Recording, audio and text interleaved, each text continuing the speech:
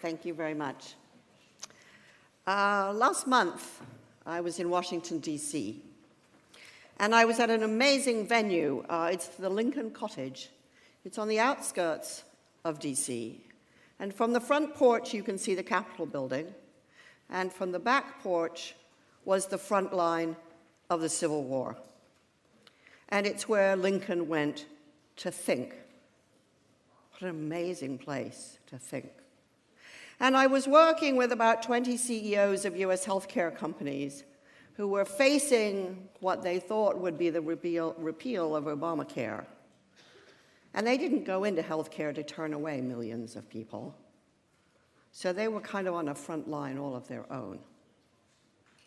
The day before, they'd been taken to amazing venues all over the city. They'd met incredible people, all stimulus for great thinking. But the truth was, as I sat with them in a room full of Post-it notes and fruit and candy and chocolate, they couldn't think at all. Now, they hadn't started life like this. You knew they'd started life curious and energetic and interested and capable of thinking across boundaries without even thinking that's what they were doing. But now they had freedom and power and no idea how to use them. And they were sitting and, they had a pile of Post-it notes they were putting on the wall, empowerment, engagement, diversity, inclusion, all the mumbo-jumbo bullshit we talk about management all the time. And they couldn't think for themselves.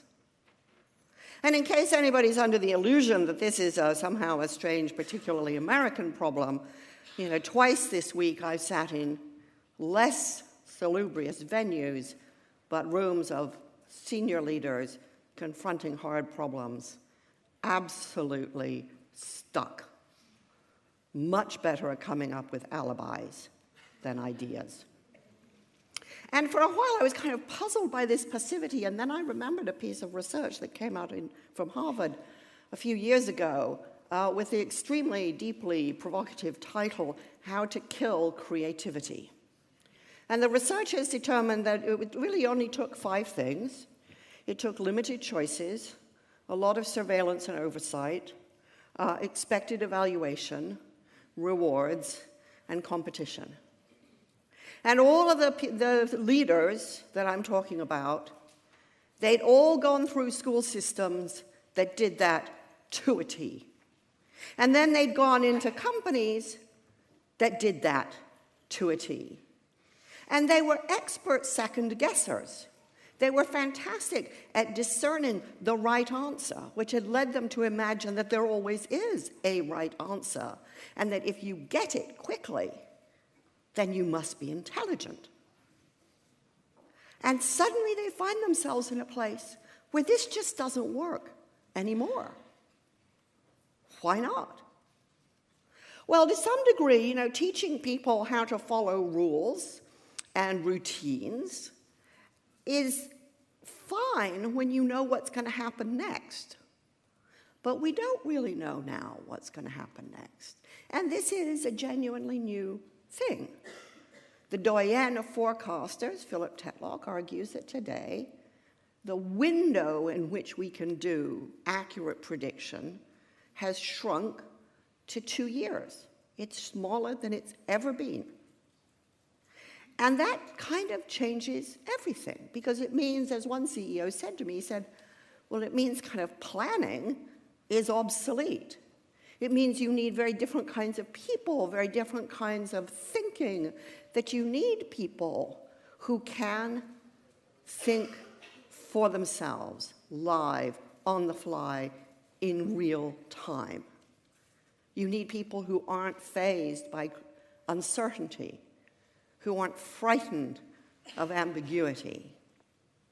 You need people who can think like artists. Now, why do I say that? Well, I spent the first half of my career, fortunately, delightfully, working with some of the world's finest artists, poets, composers, designers, writers, musicians. And it's a sort of cliche to imagine that these people are kind of infantile and undisciplined, and nothing could be further from the truth. These are the toughest, most resilient, most courageous people I have ever met in my life. They cast their net wide, they dig deep, they take enormous risks, they don't know what safety nets look like. They're comfortable with the idea that they don't know. They're not interested in second guessing because it's so unoriginal. They're highly driven to find meaning, to make meaning, to keep exploring and asking harder questions because maybe it'll produce a better sentence or a better line or a better note. They don't need rewards because they can't not do what they do all the time. They know, like Voltaire, that even if doubt is uncomfortable, certainty is absurd when you're trying to make something that you've never seen before. Now, how do they do that? It's, again, it's kind of, we've always patronized artists, calling them lovies, kind of surprised by the warmth, the emotional warmth and generosity that characterizes their relationships. But what is that about? It's about giving enough and being open to receive enough to create trust between people so that together you can do this really hard, demanding, often frightening work. I spend a lot of time talking to musicians who work with Adele, and they don't work with her because she's rich and famous, because they've worked with her when she was none of those things. They work with her because they love how open she is to what they bring. And she works with them because they always want to bring something new and different and surprising, and because everybody that works in this team together would give their eye teeth to create something better today than what they made yesterday. I spent many extremely happy, difficult years on the board of RADA, the Royal Academy of Dramatic Art. And we tend to think, oh, it's a school that pumps out movie stars. Well, yeah, it does. But what's so fascinating is to sit in on the auditions and see that the really glamorous, beautiful, self-centered applicants don't stand a chance. The ones who passed all the tests, ticked all the boxes, rarely get past the first audition. The people who are compelling and interesting to watch are the people who are giving generously to other people on the stage because they recognize that it's what happens between people that creates the drama, that creates meaning. Now, people often look at my CV and they're kind of puzzled because they think, well, how can it be that you go from making radio and TV programs and films and then you end up running software companies? And they think that's really strange, and I don't see any difference at all. Because all of these are acts of imagination. All of these require high degrees of creativity, high degrees of tolerance for uncertainty, and a huge motivating power to make something that nobody's ever seen before. And recently, I've started spending a lot of time with scientists, because scientists do what entrepreneurs do, which is they find really hard problems, and then they try to solve them, often in a very competitive environment, with rubbish rewards. And it's really interesting because you find, just as you find companies that are really productive and creative, you find science labs that are really productive and creative. And I went to visit one run by a guy in Israel named Uri Alon. And Alon's lab is famous for the number of breakthroughs it's made in the kind of borderline between physics and molecular biology. And I asked him how he did this. And he said, well, like every other science lab, he has a 2-hour meeting, mostly on Tuesdays. I don't know why scientists love Tuesdays, but maybe they all hate Mondays. But the first half hour of Alon's lab meeting, you were not allowed to talk about science. You can talk about music or art or theater or politics or sports or kids or birthdays or weddings or divorces or whatever you want. You have to talk about life. Why? I said. Because you know all these scientists really are chomping at the bit. They want to talk about science. Well, Alon said, he said, when I did my PhD, I went through this prolonged period of being hopelessly confused, terrified that I was a rubbish scientist, completely upside down, not knowing quite whether I was on the right track or the wrong track. There were days it was so bad I couldn't get out of bed in the morning. And he said, what really kept me going through that was the support of the people around me. And afterwards, when I'd finished my research, I'd finished my PhD, I had made a breakthrough, I realized this wasn't me. This was part of the process that actually, if you don't go through that period of being lost and confused, it's because you're staying to everything you already know. So of course you're not going to make a breakthrough. And it made me realize that if I wanted to keep doing this, and I wanted a lab that would keep doing it, I needed to create this sense of support and safety so that when all the scientists around me went through this terrible, confusing experience, they'd get through it because they had the support and the trust and the understanding of the people around them. And then I said to Alon, well, how did you figure this out? Did you go to business school? No. Did you read about it? No. I found out, he said, about it because I decided I needed to do something that got me accustomed to risk and danger and confusion. So I started doing improv comedy. Now, it's hard for me to describe how funny Uri Alon isn't, right? But the point is he realized that this state of uncertainty and ambiguity and danger and having no idea what happens next was something he had to get really good at if he was going to help the people around him get really good at it too. In some way, you might think that Alon was teaching himself, a world-class scientist, how to think like an artist.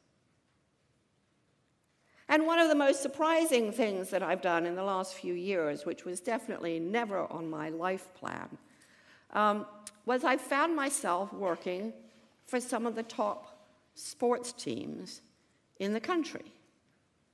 Now, I'm not really a sports person, right? So I was kind of amazed when these teams reached out and they said, we've read all your books, we love your books, will you come and talk to us? And I thought, well, this is different, this is completely unknown territory to me, so of course I'll say yes, right? Because the stuff I've done, I know I can do that, but I don't know if I can do this, so the only way to find out is to go and do it. And one of the teams that I worked with was Saracens Rugby. And the people at Saracens, after they'd explained rugby to me, right, told me this amazing thing, which is they have two principles on which they have built the success of their team: making memories and building bonds. What the heck does that mean? I said. I said, well, we realized that actually, we can do all the training and the physio and the neuroscience and all that nonsense. We can do all that. Everybody does that. It's a hygiene factor. But actually, what we really want is for the members of our team to care about each other a lot. And so we bring their wives to the training grounds, we bring their kids to the training ground, we get the senior players to mentor the junior players.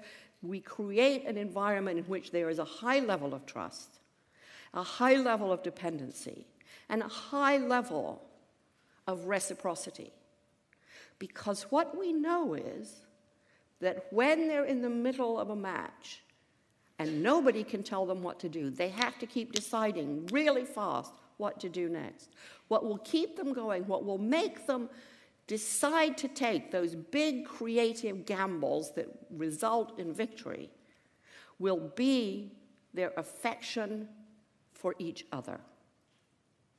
And that if we take them on experience that create memories, if we give them time and context in which to build bonds, that they will have that inner resilience and toughness and courage suddenly to try to make the magic move.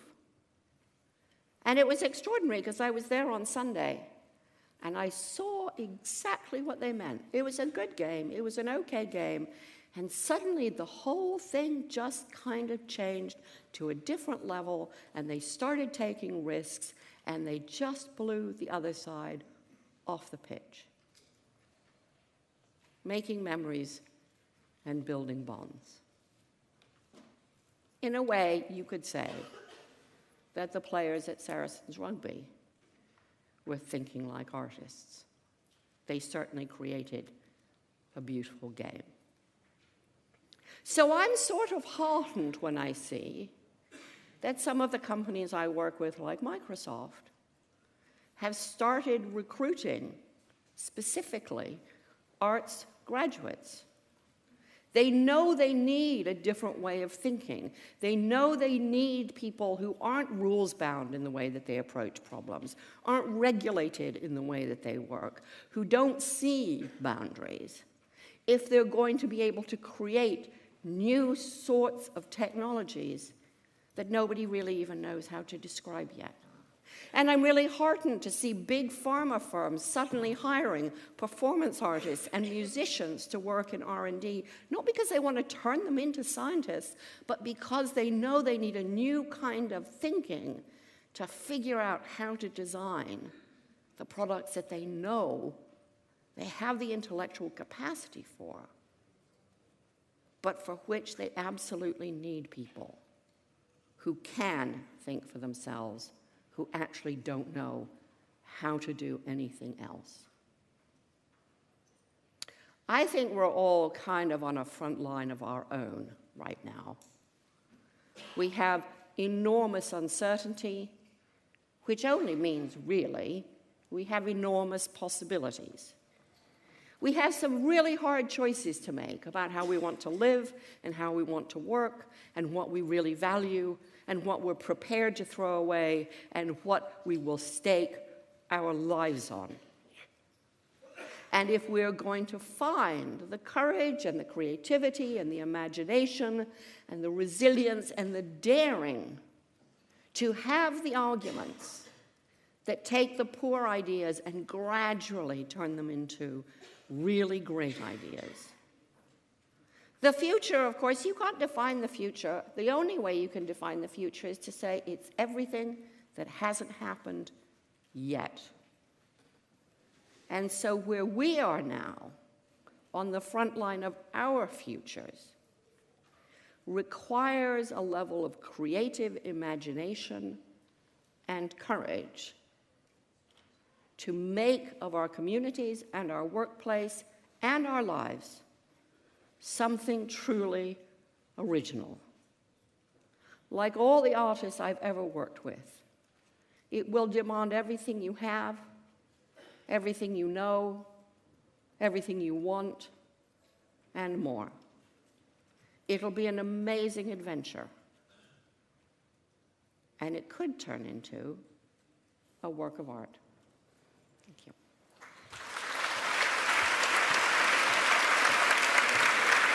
Stay on stage, we'll take some questions. Sure. Yeah.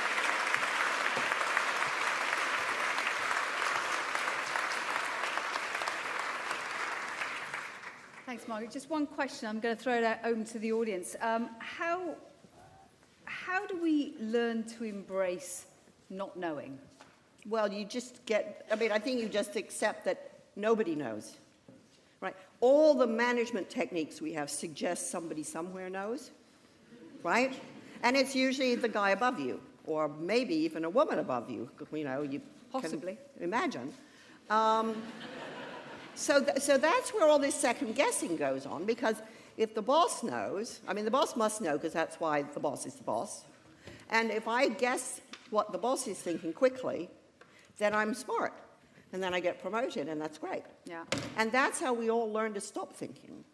Okay. So I think we have to accept, the boss hasn't got a clue. Okay, let's be very clear about that.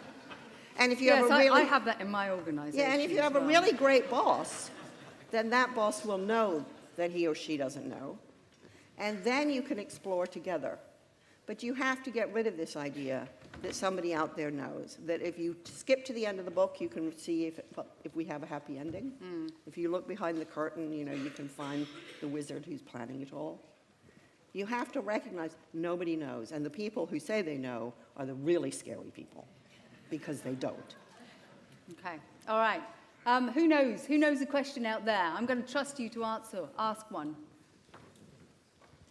You've let me down again. Oh, no, there's somebody at the top here. Fantastic. If you get a mic to that person. Anybody in the more expensive seats here? Yes, please. Yeah, there's somebody over there. Yes, go ahead. Can you just tell us who you are? Yes, sure. So thank you, Sarah Bushman. I'm with Infor, so it's a pleasure being here. I'm actually a practitioner in human capital management. So my question is, I love that we led with the question, really how we're rebuilding the trust and how we're pushing towards creativity and innovation. So let's say, though, you're with an organization and you're an individual that's adopted that. Maybe you've come from a different organization, or it's in you, or that's what your mentors have shown you. But what if that organization isn't leading with that yet, or they're in their own process of evolution? What do you suggest to those individuals, or even if you're at that director level, how do you continue to model and engage the rest of your team in that direction? Okay. Well, I think what you don't do is what I see almost everybody doing, which is waiting for permission.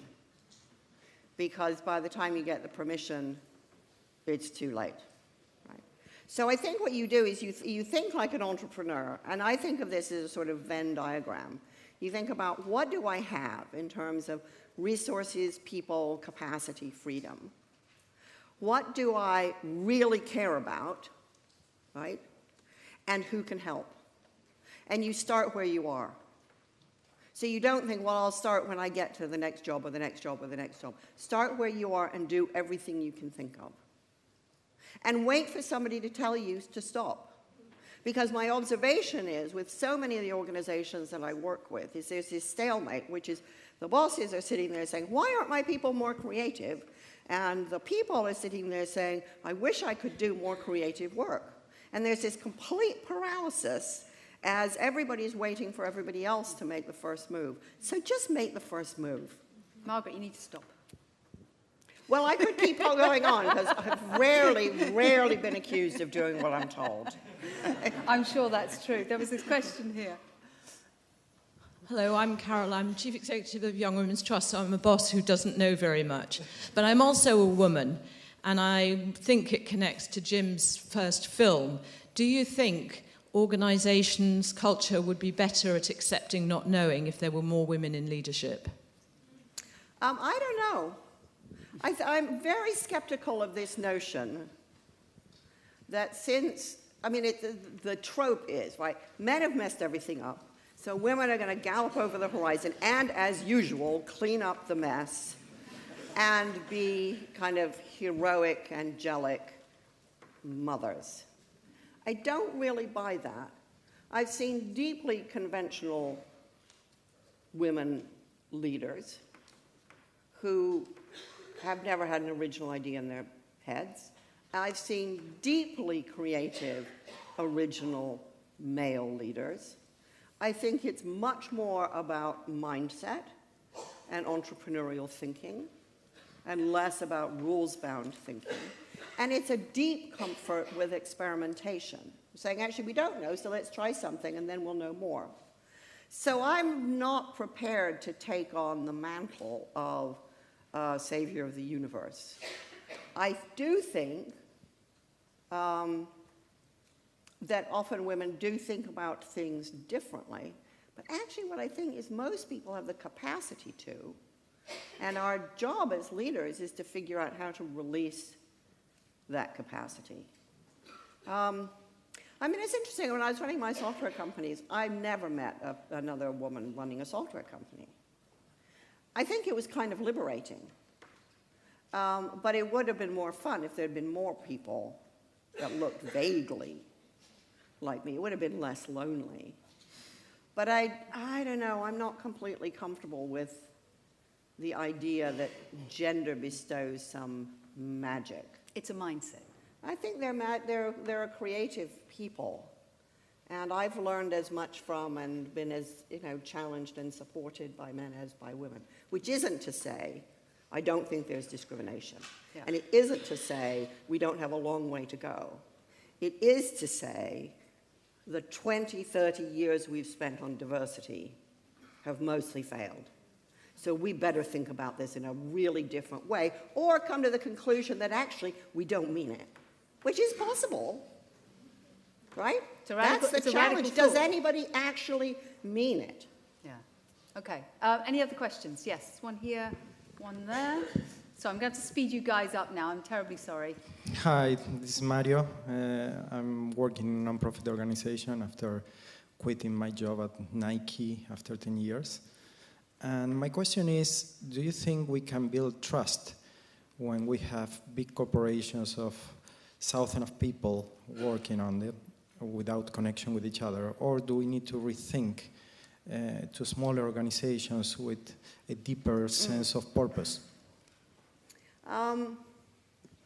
I don't think size is the whole answer. I've seen very large organizations that have built within their culture high levels of trust. And they're, some of them are, multi-billion-dollar global corporations.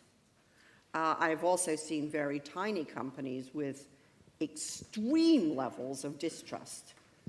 I mean, it's one of the kind of curiosities that small companies are often much harder to run than big ones. Strange, but true. So I don't think size in itself determines what the trust level will be. I think it's much more complex than that. Okay, as a question, one more question here. Yeah. Hi, Margaret. I'm Priya from Costa. As you've been talking, one of the things I've been thinking about is how much bravery is required to kind of work in this way. And you've made me think about a personal choice that I'm dealing with at the moment and really helped me to land it. But what advice would you give people that are looking to work in this way that need to be a bit more brave, both at an individual and an organisational level? Yeah. Well, it's interesting. So I was working with a group of leaders up in Birmingham on Monday or Tuesday, I can't remember. And we were talking about some of the big changes that need to happen in his organization. And he said, but if I were to find the courage to do that, I might become a martyr. And I said, but if you don't, you're a martyr. Because you're giving your life to something that you know doesn't work. So the choice is, are you going to use yourself and your life to support something you believe in or something you don't believe in? Right? That's your choice. And it's like, I spent some time a while ago with a venture traveler, and he said, came out with this great line, I'm not afraid of danger, I am afraid of living miserably. And I think, that's the choice. It's not between safety and courage. It's between one kind of danger, which is you waste your life, and another kind of danger, which is you take a risk to do something that you really value. Okay, Margaret, we're going to have to leave it there. Thank Great. you so much. My pleasure. Thank you. Thank you.